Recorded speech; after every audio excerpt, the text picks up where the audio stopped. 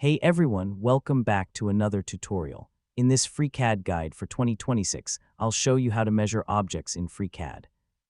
Whether you're verifying dimensions, checking clearances, inspecting designs, or preparing a model for manufacturing, accurate measurements are an essential part of the design process.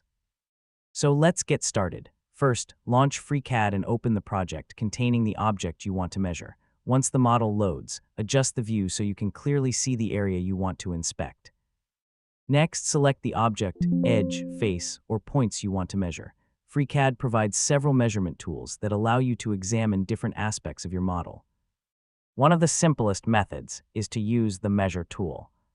Depending on your FreeCAD version and active Workbench, you'll typically find measurement options within the Tools menu or the Measurement toolbar.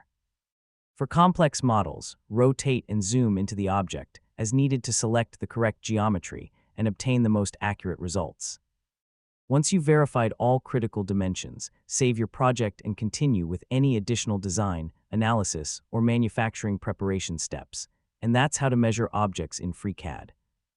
By using FreeCAD's measurement tools, you can accurately inspect your models and ensure they meet the requirements of your project.